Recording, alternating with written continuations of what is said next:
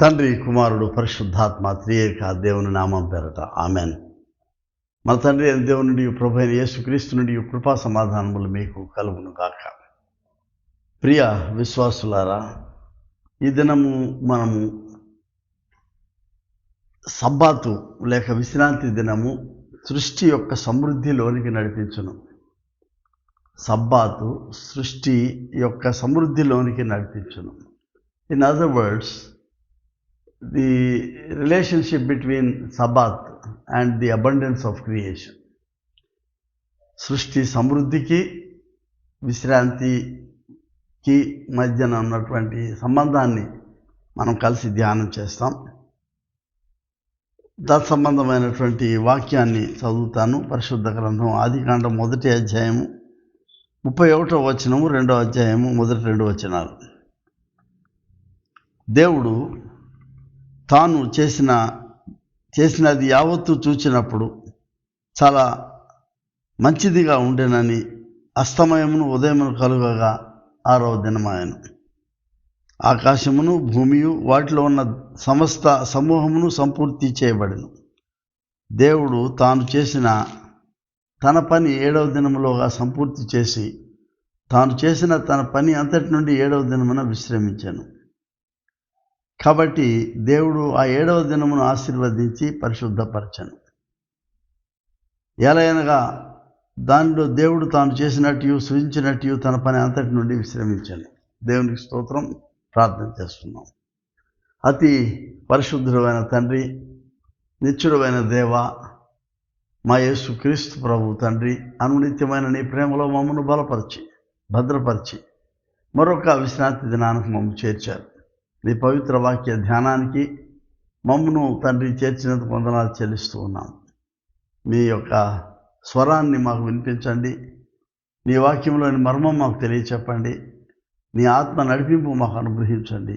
యేసునామం పేరట వేడుకొనుచున్నాం తండ్రి, ఆమెన్. మన ప్రభు అయిన యేసుక్రీస్తు దివ్యనామం పేరట మీ అందరికీ శుభములు, మా ఆశీస్సులు. ఈ చిన్ని ధ్యానం కొరకు మిమ్మల్ని ఆహ్వానిస్తూ ఉన్నాను. సబ్బాతు విశ్రాంతి దినము ఈ యొక్క సృష్టిలోని సమృద్ధిని కలుగు చేసిన విధానం. సబ్బాతు అనేది మనకు బాగా ఎరిగినటువంటి పదం. సబ్బాత్ అనగానే మనం ఆదివారం నాడు ఆరాధనలకు తయారవడం, చిన్నపిల్లలు సబ్బాతు బడికి తయారవడం. సబ్బాతు అనేది ఇది కొంచెం మన భాషల్లోనికి మనం దాన్ని తర్జుమా చేసుకుంటే వచ్చిన పదంలాగా ఉంది. అది దాని యొక్క మూలం ఇదివరకు కూడా చెప్పాను నేను చాలాసార్లు. ఈ హీబ్రూ భాషలో నుంచి వచ్చిన మూలం షవ్వోత్ అనేటటువంటి పదం. షవ్ అంటే 7 అని అర్థం. ఈ షవ్వోత్ అనేది 7 వారాలని సూచిస్తూ ఉంది. 7 వారాలంటే 7 ఏళ్ళు 49, 50వ దినము జూబిలీ దినం. దాన్ని సబ్బాతు దినంగా ప్రకటిస్తారు. యూదులు చేసుకునే 3 ప్రాముఖ్యమైన పండుగల్లో ఈ కృతజ్ఞత అర్పణల పండుగ, ఫీస్ట్ ఆఫ్ వీక్స్ అంటారు, వారాల పండుగ షవ్వత్. ఇది చాలా ప్రాముఖ్యమైనది. చాలాసార్లు దేవుడు ఈ తోరాని మోషేకు తన ఆజ్ఞలను ఇచ్చినటువంటి దినము ఈ షవ్వత్ అని అంటారు. షవ్వత్ దాని అర్థం ఏంటంటే టు స్టాప్, విరమించటం, పనిని విరమించి విశ్రమించటం అనేది ఒక జనరల్ అండర్స్టాండింగ్. ఇక ఆపేయటం అన్నమాట. వీటిలో నుంచి దేవుడు ఎందుకు ఈ సబ్బాతును సృష్టించాడు లేక కలుగు చేశాడు అని ఆలోచన చేస్తే, దేవుని సృష్టిని తరతరాలు తన జనులు ఈ జ్ఞాపకం చేసుకోవాలి. దేవుని పనితనాన్ని జ్ఞాపకం చేసుకోవాలి. ఈ సృష్టికి కారకుడు దేవుడు. ఈ సృష్టిని నిర్మాణం చేసిన వాడు దేవుడు అనేది మన స్ఫురణలోనికి రావాలి. ఈ ఘనతను వేరే వాళ్ళకి దక్కనివ్వడు దేవుడు. యెహోవానగు నేనే అనే పదాన్ని ఉచ్చరించి సమయానుకూలంగా ఆయన పునరుద్ఘాటన చేస్తూ ఉంటాడు. ఎందుకంటే ఈ సృష్టి చేసింది నేను. రెండవది ఏంటంటే 7వ దినాన ఆయన తన పనిని ముగించి విశ్రమించాడు. కాబట్టి we have to respect God's act. దేవుడు చేసినటువంటి ఈ విశ్రామ స్థితిని మనం గౌరవించాలి. అంటే ఆ రోజు మిగతా వాళ్ళు కూడా ఏం పని చేయకుండా ఆ రోజు దేవునితో వనగూడినటువంటి సహవాసంలో మనం ఉండాలి.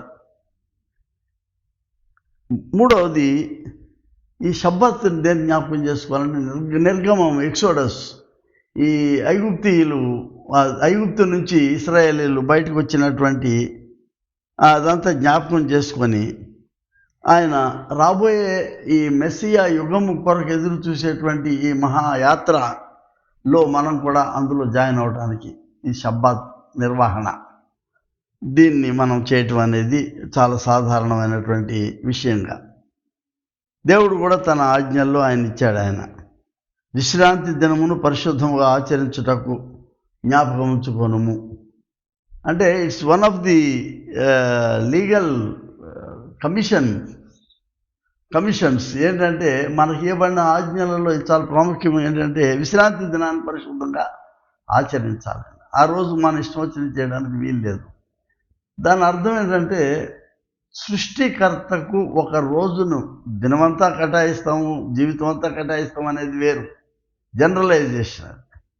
కానీ ఒక ప్రత్యేకమైనటువంటి విధానంలో దేవుడికి కొరకు ప్రత్యేకంగా కేటాయించినటువంటి దినము ఇది, దేవునికి అంకితం చేయబడినటువంటి దినంగా దీన్ని పరిగణించాలి. ఒక పవిత్రమైన దినంగా మనం దాన్ని ఆచరించాలనేది దేవుని యొక్క ఆజ్ఞ.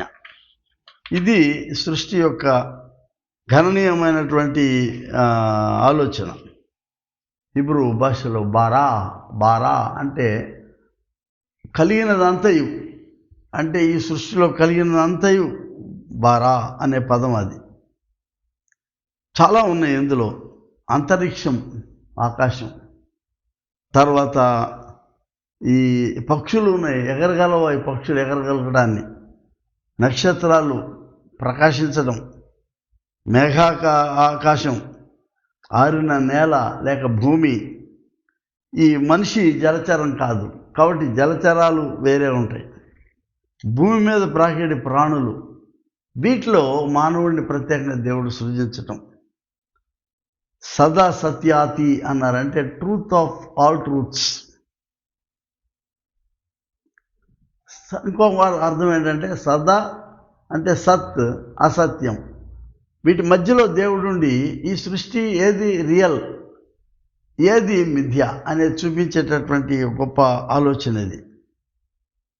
ఇవాళ ఆదాముని తయారు చేసి ఆయన పక్కటెముక నుంచి హవ్వను కలుగజేసి ఆయన తన ఊపిరిని వాళ్ళలోనికి, వాళ్ళ నాసికా రంధ్రాల్లో ఊది ఆదాముని గొప్ప తోటమాలిగా తయారు చేసి పెట్టాడు అక్కడ. He has appointed and ordained Adam as the gardener, అంటే కంట్రోలర్, సూపర్వైజర్.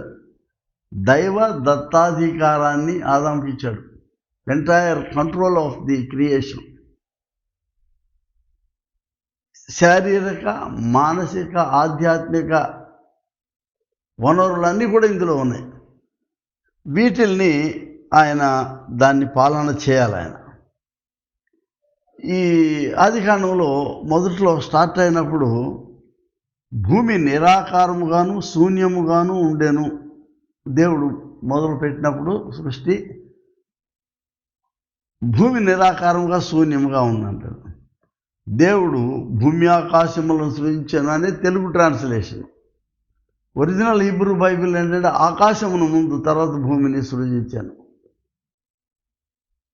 దీనికి నిరాకారము, శూన్యము అనేటువంటి పదాలకు అక్కడ గమ్మత్తైన పదాలు వాడాడు ఆయన.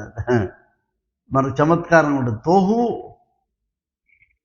బోహు, తోహు వా బోహు అంటే అర్థం ఏంటంటే నిరాకారము, శూన్యము, వాయిడ్. ఇది చాలా ఒక మిస్టరీ అన్నమాట. ఇంత శూన్యంగా ఉండే దాంట్లో నుంచి ఇవాళ you see lot of colourful nature, creation. ఈ వాయిడ్ అంతా కూడా, ఈ శూన్యం అంతా కూడా నింపబడిపోయినట్టుగా కనబడతా ఉంది. ఇది దేవుని యొక్క మహా సృష్టిగా కనబడుతుంది. ఓ రకంగా చెప్పాలంటే దేవుని గృహం ఇది. వైకోస్ అంటే దేవుని యొక్క గృహం ఇది. ఆ వైకోస్ నుంచి ఎన్నో పదాలు వచ్చినాయి మనకి. ఈ వైకోస్ అంటే ఈ దేవుని గృహము నుంచి మనకు ఇకాలజీ అంటే ఏంటి? సృష్టి విధాయకమైనటువంటిది. ఈ సృష్టిలో ఉన్న ప్రకృతి సంబంధించినంతా కూడా ఇకాలజీ కింద వస్తుంది. చెట్లు, వృక్షాలు, సెలయేర్లు, కొండలు, లోయలు, అందులో ఉన్న సమస్త ప్రాణము కూడాను అందులో నుంచి వచ్చినటువంటి పదంగా చూస్తున్నాం. అది ఇకాలజీ. ఈ సృష్టిలో ఉన్నటువంటి ఆర్థిక విధానము ఇకాలజీ నుంచి, ఎకనామిక్స్ అనేది అంటే ఈ వైకోస్ నుంచి, గృహం నుంచి వచ్చినటువంటి ఈ ఎకనామిక్స్ అంటే ఆర్థిక పరమైనటువంటి అర్థశాస్త్ర సంబంధించినవన్నీ కూడా అందులోంచి వచ్చినాయి. మూడవ పదం ఒకటి వచ్చింది ఏంటంటే ఎక్యుమెనిజం అన్నారు. వైకోస్. ఈ వైకోస్కి ఆ వైకోస్కి సత్సంబంధాలు అన్నమాట. ఈ యొక్క సమాజంలో మనకు ఒకరికొకరికి కావాల్సినటువంటి సత్సంబంధాలు అన్నీ కూడా ద హోల్ ఇన్హాబిటెడ్ ఎర్త్, సార్వత్రిక ఐక్యతను సూచించేటువంటిది కదా. నిన్ననే ఆదివారం నాడు మనం 8 దినాలు యూనిటీ ఆక్టేవ్ జరుపుకున్నాం. అన్ని సంఘాల్లో, స్థానిక సంఘాలు, ప్రపంచం అంతా కూడా అన్ని సంఘాల ఐక్యత వారంగా ప్రకటించాం. గత ఆదివారం నాడు ఐక్యత దినంగా ప్రకటించుకొని ఆరాధనలు చేశాం. ఈ ఐక్యత, ఈ ఎక్యుమెనిజం, ఇది కూడా వైకోస్ అనేటటువంటి పదం నుంచి, అంటే గృహమును సంబంధించినటువంటి ఈ దేవుని యొక్క సంఘము, దేవుని పరివారము, ఇదంతా కూడా వైకోస్ అనే దాని కింద వస్తుంది. ఈ గృహ స్థితిలో మనకు ఆర్థిక పరం, మన పరిసరాలు, మన ఐక్యత, మనం నివసించేటటువంటి మన యొక్క స్థితిలో ఉండేటువంటి ప్రతి విధమైన నిజము, సత్యాన్ని ఈ వైకోస్ అనే దాంట్లో మనం చూస్తున్నాం. కాకపోతే దీన్ని ఏమన్నారంటే థియాలజీ ఆఫ్ ఎర్త్ అనే పదాన్ని 12వ శతాబ్దంలో సెయింట్ బెర్నార్డ్ క్లైర్వాక్స్ అనేటటువంటి ఒక యోగి పుంగవుడు లాంటి వాడు వాడాడు. థియాలజీ ఆఫ్ ఎర్త్ అంటే ఏంటి? భూమికి సంబంధించినటువంటి దైవ జ్ఞానం అని అన్నాడు. దానిలో మనం ఏమి నేర్చుకోవాలి అనేటటువంటిది. ఆయన 13వ శతాబ్దంలో ఎక్హార్ట్ అనేవాడు, జోహన్నెస్ ఎక్హార్ట్ అనేవాడు ఏమంటాడంటే, ఈ భూమి కూడా వేదన చెందుతుంది సంతోషంతో పాటు. అంటే భూమికి ఫీలింగ్స్ ఉన్నాయని. మనకు భారతదేశంలో జగదీష్ చంద్రబోస్ గారు ఈ ప్రతి వృక్షంలో కూడా ప్రాణం ఉందనేటటువంటి రీసెర్చ్ చేశాడు ఆయన. అలాగే ఈయన జోహన్నెస్ ఎక్హార్ట్ గారు భూమి యొక్క గర్భవేదన గురించి ఆయన, ఇటు ఒక వృక్షం కొత్తది వస్తుందంటే ఒక తల్లి శిశువుని కనేటప్పుడు పడేటువంటి వేదనతో పాటు శిశువుని కన్నా తర్వాత పడేటటువంటి ఆనందం కూడా, ఈ రెండు కూడా ఈ భూమి మీద కనబడుతున్నాయి అంటాడు.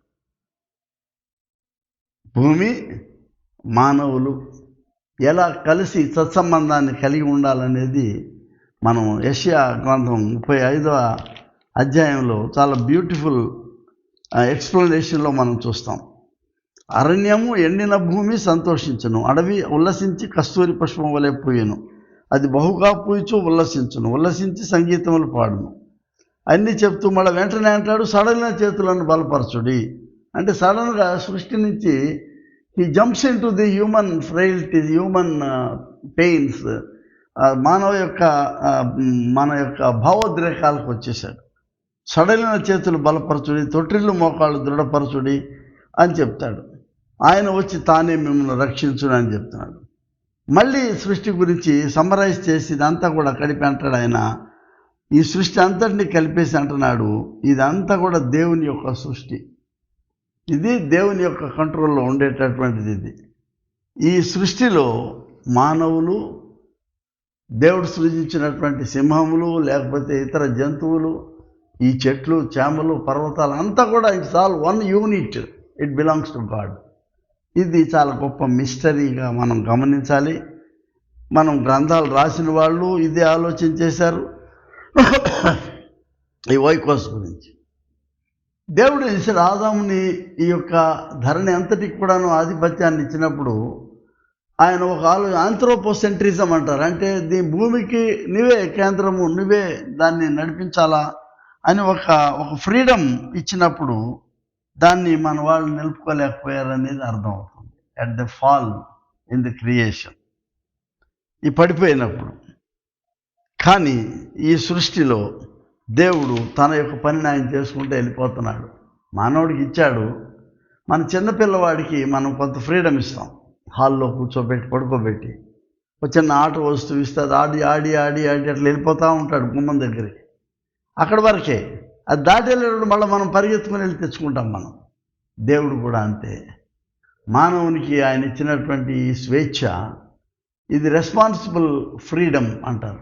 ఎంతవరకు?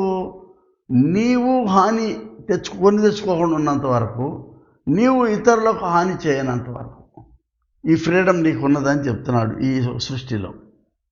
దీన్ని ఏమన్నానంటే, ఈ సృష్టి విధాయక మర్మం ఇది. ది కాస్మో మిస్టిక్ రిలేషన్షిప్ ఇది. ఈ కాస్మోస్ అంటే ఇది ఈ సృష్టిలో మిస్టరీ ఏంటంటే, ఈ మర్మం, దేవుడు నాకు ఫ్రీడమ్ ఇచ్చాడు, కానీ ఎంతవరకు ఈ ఫ్రీడమ్ని వాడాలా? దీన్ని నాశనం చేయడానికి కాదు, దీన్ని పెంపొందించడానికి ఈ ఫ్రీడమ్ని నేను వాడాలి. ఇతరులు వినియోగించుకునే దానికి నేను అడ్డంగా ఉండకుండా ఉన్నంత వరకు వాడాలి. విశ్రాంతి దినం దేవుడు ఇక్కడికి ఆయన సృష్టి జరిగించిన తర్వాత he gave us a time of exhilaration, a time of fulfilment. అంటే నీవు ఈ సృష్టి అంతటిని నువ్వు ఆనందించడానికి నీకు రోజు కేటాయించి, ఈ రోజు నువ్వు నాతో గడిపాయా సంతోషంగా అని చెప్తున్నాడు దేవుడు. ఈ సబ్బాతు ఈ సృష్టి యొక్క అబండెన్స్ని, దీని యొక్క ఈ విశ్వంలో ఉన్నటువంటి సమృద్ధిని ఆయన తయారు చేశాడు. నీ కొరకే తయారు చేసింది ఆయన, నీ కొరకే చేశాడు ఆయన. ఎందుకంటే ఆయనకి ఈ ఆనందించేటటువంటి మానవ ఆలోచనల కంటే నీవు ఈ సృష్టిలో ఆనందించాలనేటువంటి ధ్యేయము, ఆ ఉద్దేశం ఇక్కడ కనబడతా ఉంది మనకి. ఇక్కడ క్రియేటర్ గాడ్ ఆయన. ఇందులో మనకేం కనబడుతుందంటే supremacy of God in the creation. ఈ సృష్టిలో దేవుని యొక్క ఆయన కేంద్రితమైనటువంటి స్థితిని ఇక్కడ మనం చూస్తున్నాం.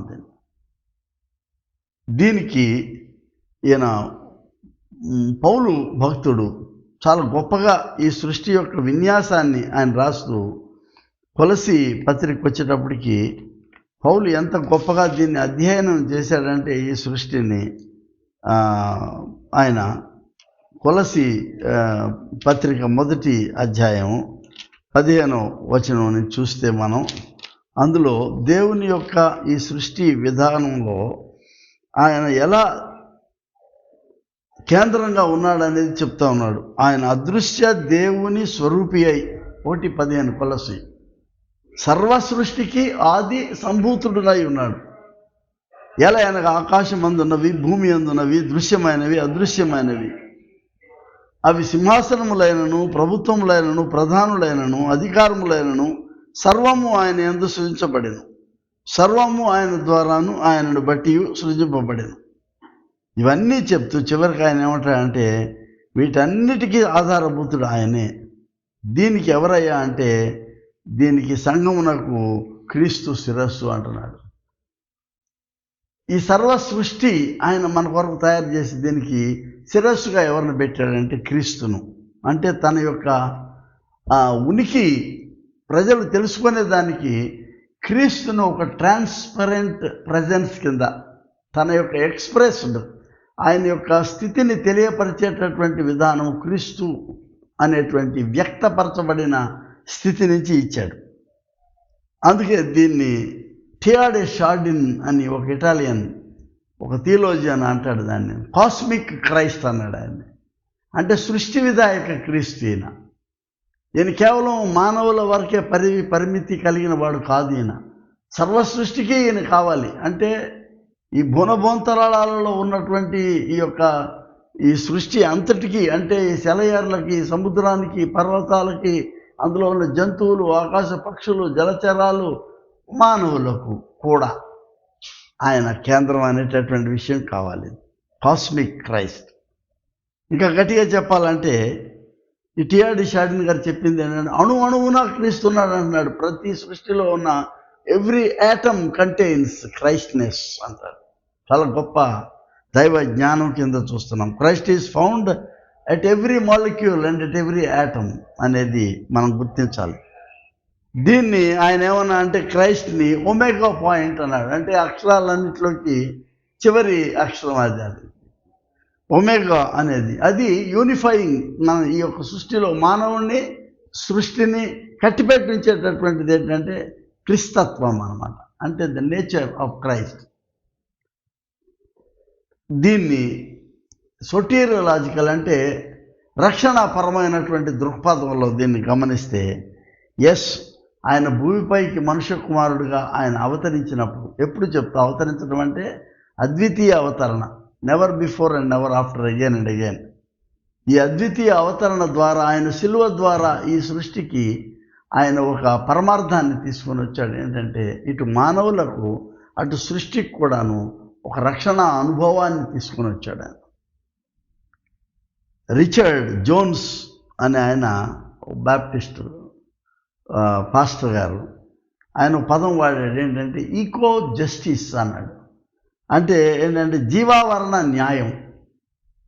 సర్వ సృష్టికి కావలసినటువంటి ఒక న్యాయం ఉంది. ఏంటంటే ఈ సృష్టించిన దాని యొక్క పరమార్థం అనేది, దీని యొక్క పర్ఫెక్షన్ అనేటటువంటి దాన్ని కలుగు చేసేదానికి క్రీస్తే ఇది చేయగలిగిన వాడు, ఈక్వల్ జస్టిస్ని, ఈ జీవావరణ న్యాయాన్ని చేయగలిగిన వాడు అనేటటువంటిది. యెషయా గ్రంథం 50, యెషయాలో చాలా చోట్ల ఈ సృష్టి విన్యాసం గురించి మాట్లాడుతూ ఉంటాడు. యెషయా 55లో ఏమంటారు అంటే మీరు సంతోషముగా బయలువెళ్ళుదురు.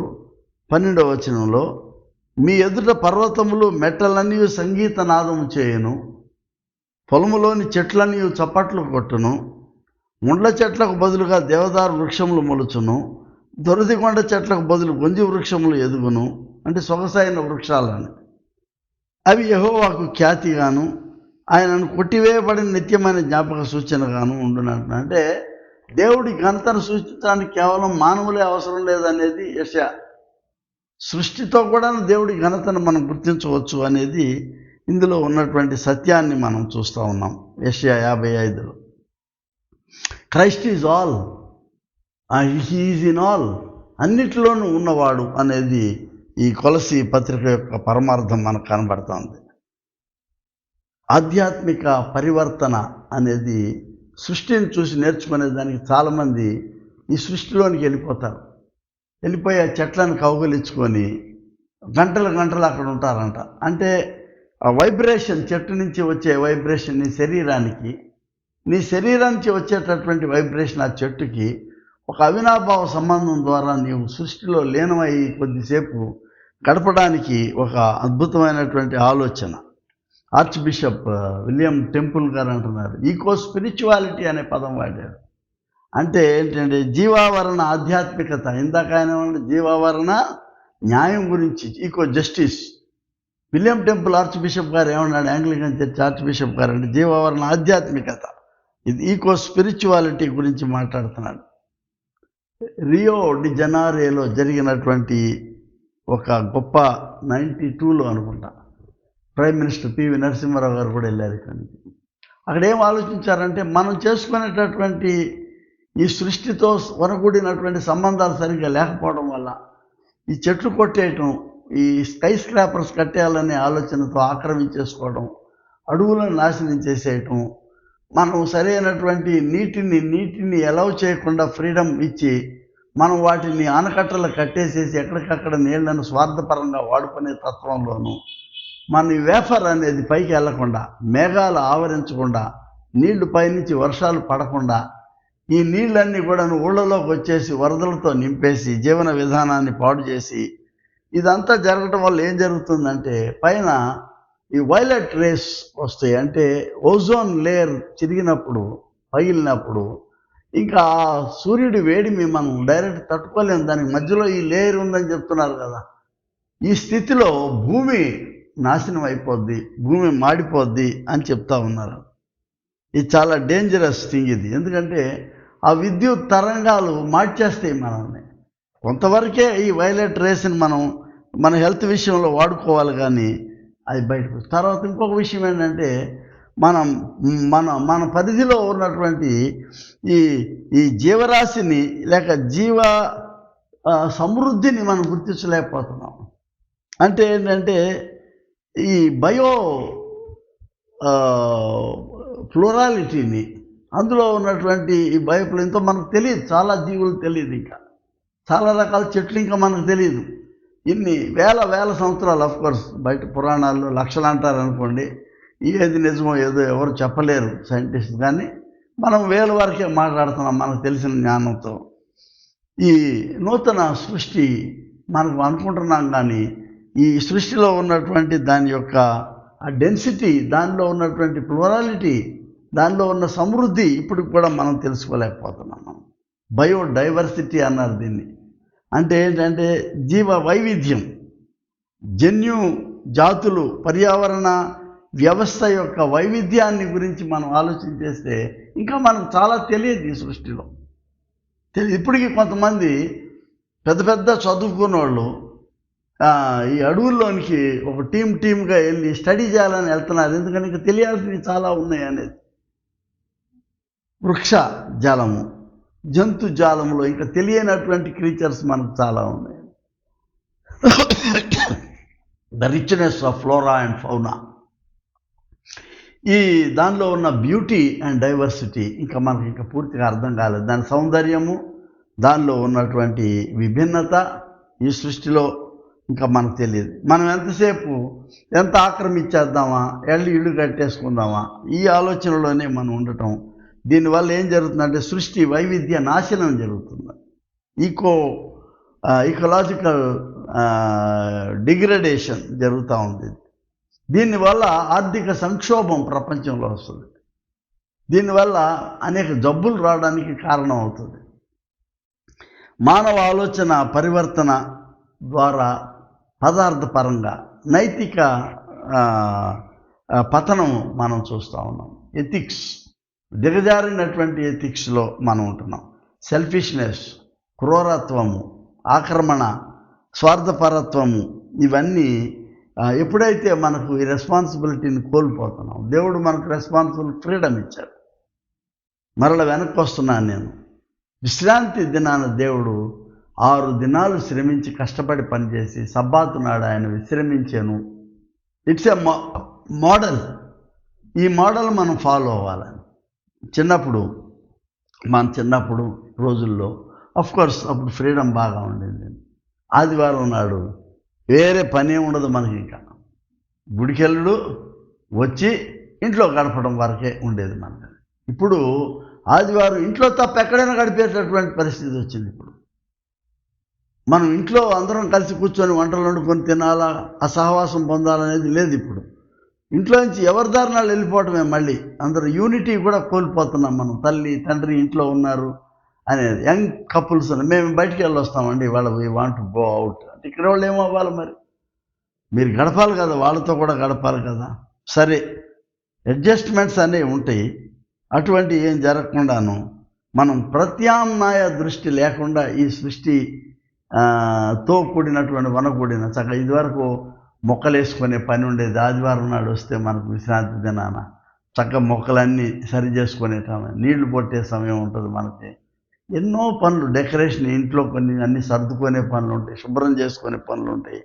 ఇవన్నీ లేకుండాను we lost our sight of the wealth of creation, wealth of unity, wealth of fellowship. ఈ యొక్క సహవాసం యొక్క దాని యొక్క సమృద్ధిని కోల్పోతున్నాం మనం ఇక్కడ. దీని ద్వారా మనం విశ్వాస పతనానికి వెళ్ళిపోయాం, సహవాస పతనానికి వెళ్ళిపోయాం మనం.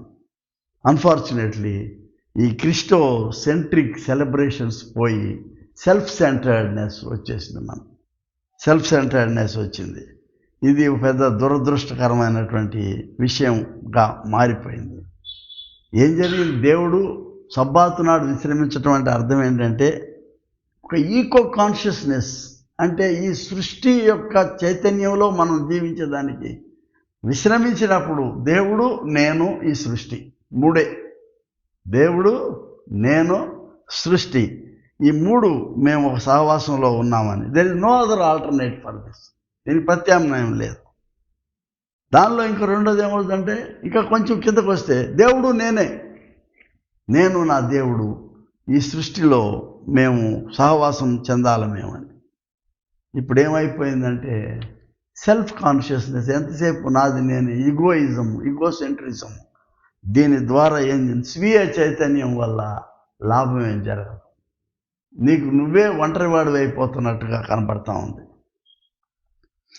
కాబట్టి మనం నీళ్లు పోసుకొని మనం ఆ చెట్టు కింద జీవించం కదా అనుకుంటున్నాం, కానీ మనం నీళ్లు పోసి ఆ చెట్టుని పెంచితే నీ మనవడు దాన్ని ఎంజాయ్ చేస్తాడనే ఆలోచన కోల్పోయాం మనం. అది పూర్వకాలంలో ఉండేది, అది ఇంటిగ్రిటీ ఆఫ్ క్రియేషన్ అనేటువంటిది. తర్వాత ఈ చెట్ల ద్వారా, ఈ సృష్టి ద్వారా ఒక నూతన చైతన్యము, అందులో నుంచి నూతన శ్వాస వచ్చేది మనకి. చెట్ల నుంచి వచ్చేటువంటి ఆక్సిజన్, మనం వదిలిపెట్టిన కార్బన్ డైఆక్సైడ్తో ఆ చెట్లు మొలుస్తూ పెరుగుతూ ఉంటే, ఆ చెట్లు వదిలేటువంటి ఆక్సిజన్తో మనము ఏంటంటే పరస్పర ఊపిరి ఆస్వాదన, ఆ ఊపిరిని ఒకరికొకరు పీల్చుకోవడం, మనము చెట్లు కూడా కలిపి, మనం ఊపిరి చెట్లు, చెట్లు ఊపిరి మనం, ఒక అవినాభావ సంబంధం. God has created us, plus we are co-breathers. దేవుడి సృష్టిలో మనము కలిసి ఆ ఊపిరిని పీల్చుకుంటున్నాం. ప్రియ స్నేహితులారా, దీని మీద ఎంత చెప్పినా తరగనటువంటి నిధి ఇది. సృష్టి అనేటటువంటిది ఒక సమృద్ధి. దేవుడు మనకు ఆదిలోనే మానవులను తయారు చేసి తన ఊపిరిని ఊదాడంటే మీరు అర్థం చేసుకోవాల్సింది, సృష్టి మన యొక్క సిస్టర్ ఎర్త్, భూమి మనకంటే ముందే సహోదరి. మనకు ఈ ఊపిరిని ఎలా పీల్చుకోవాలో నేర్పినవాడు దేవుడు. నీ నాసికా రంధ్రాల్లో ఊపిరిని ఊది, నీకంటే ముందే ఈ సృష్టికి తన ఊపిరినిచ్చిన దేవుడు తిరిగి మరలా మీరందరూ ఒండోరులు పరస్పరం ఈ ఊపిరిని పీల్చుకొని జీవించండి అంటే, మనం దాన్ని కోల్పోవడం వల్ల ఏం జరిగిందంటే, ఈ కరోనాలు, ఇవన్నీ ఈ పాండమిక్స్, ఎపిడమిక్స్ ఇవన్నీ కూడా వచ్చేసి అనేక ప్లేగ్స్ ద్వారా మానవుని యొక్క జీవితం పతనం అయిపోతూ ఉంటుంది. అన్ని పొల్యూషన్స్ జరిగిపోతున్నాయి. ఎయిర్ పొల్యూషన్, వాటర్ పొల్యూషన్, వాతావరణం యొక్క పొల్యూషన్, వీటన్నిటి ద్వారా మన యొక్క కుటుంబ పొల్యూషను, మన యొక్క వాతావరణంలో మన జీవితాల పొల్యూషన్ వల్ల ఏం జరుగుతుందంటే, అసలు ఎవరిని జ్ఞాపకం చేసుకోవాలో మనం ఆయనకు దూరం అయిపోతున్నాం. దేవుడికి ఆయన హ్యూమన్ స్పిరిచువాలిటీ. దేవుడు ఏమిచ్చాడు? మీ పైన నా ఆత్మను ఊదుతున్నాను అన్నాడు. అంటే నీకు పరిశుద్ధాత్మ ఇస్తున్నాడు. అంటే he is giving us an opportunity once again to redress. మరలా తిరిగి మనము ఈ సృష్టితో పునర్సంబంధాన్ని కలిగి ఉండేదాని కొరకు దేవుడు ఒక అవకాశం ఇచ్చాడు. ఏంటంటే, I breathe once again my spirit unto you. ప్రియ స్నేహితులారా, ఒక రాడికల్ షిఫ్ట్ కావాలి మన జీవితాలకి. ఏంటంటే, ఒక గంభీరమైనటువంటి మరలేటటువంటి ఒక అనుభవం మనకు కావాలి. మన గృహాల్లో చెట్లు, మన గృహాల్లోని వాతావరణం మనం వెనక్కొచ్చేయాలి. మళ్ళా వెనక్కొచ్చి ఒక గ్రామీణ వాతావరణం, ఒక చెట్లుతో కూడినటువంటి, ఒక నీటితో కూడినటువంటి జీవపు సమృద్ధి కలిగినటువంటి వాతావరణం వైపు మనం వెనక్కి తిరిగి కలిగినప్పుడు దేవుడిని మనం అక్కడ గుర్తించగలం. మనం అంటే దేవుడు చెట్ల దగ్గర, నీళ్ళ దగ్గర ఉంటాడని కాదు నేను చెప్తుంది. God has created it for ఈ హోలిస్టిక్ లైఫ్. ఇందులో నుంచి వచ్చేటటువంటి ఒక విశాలమైనటువంటి జీవమును మన అందరం కలిసి దీన్ని పొందుకోవాలనే పిలుపుకి మనం స్వార్థపరత్వంతో, లేదండి ఇది మా కొరకే అని అనుకుంటే, you are losing the beauty of life. దీన్ని కోల్పోతున్నారు అనేటటువంటి మర్చిపోకూడదు మనం. ప్రియ స్నేహితులారా, పౌలు ద్వారా దేవుడు గొప్ప పిలిపిచ్చాడు మనకు. ఆయన మనకు తెలియనటువంటి ఆ గొప్ప ఆలోచనతో ఈ సృష్టి యొక్క విన్యాసం గురించి ఆయన చెప్తా వచ్చాడు. మళ్ళీ ఏమంటాడంటే, ఆయన మనతో పాటు మన సృష్టి కూడా, సృష్టి చూడండి, రోమా పత్రిక 8వ అధ్యాయంలో 22వ వచనంలో అంటాడు, సృష్టి యావత్తు ఇది వరకు ఏకగ్రీవంగా మూలుగుచు ప్రసవ వేదన పడుచున్నదని ఎరుగుదుము. అంటే the whole creation also is feeling alone. ఎప్పుడైతే మానవ సహవాసం కోల్పోతుందో, అరే ఏంటి మనం కలిసి ఉండవలసిన వాళ్ళం కదా, మానవులు నాతో ఉండట్లేదని అనుకుని ఉండొచ్చు.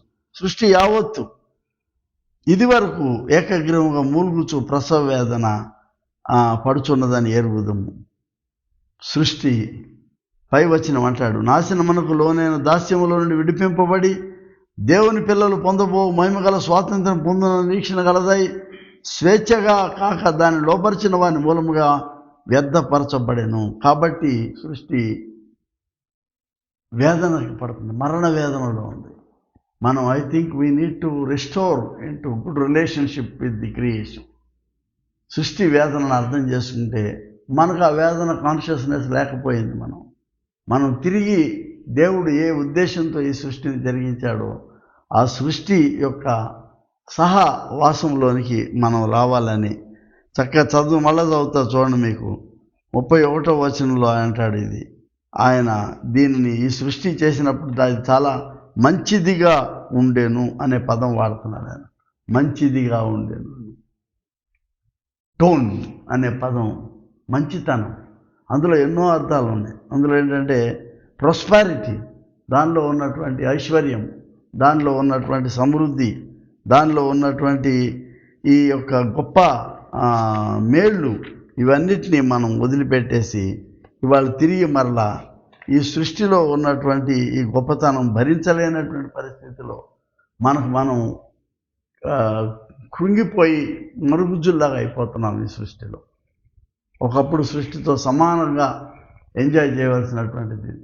Let us come back.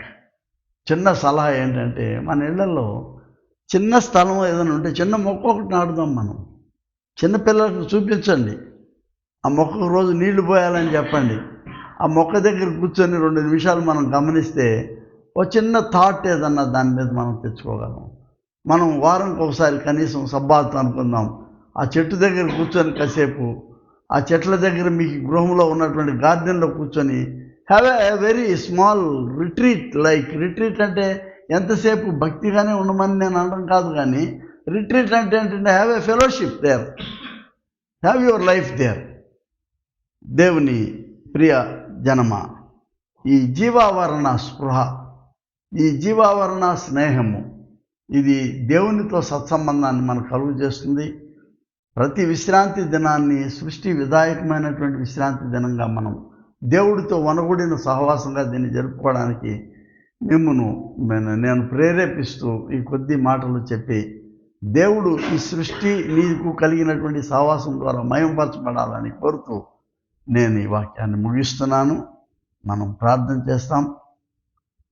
అతి పరిశుద్ధుడైన తండ్రి, గొప్ప దేవ, ఈ భూమి ఆకాశంలో సృజించిన దేవుడవు నీవు. దీనిలో మమ్మును ఒక ప్రత్యేకమైనటువంటి జీవిగా మీరు నిర్మాణం చేశారు.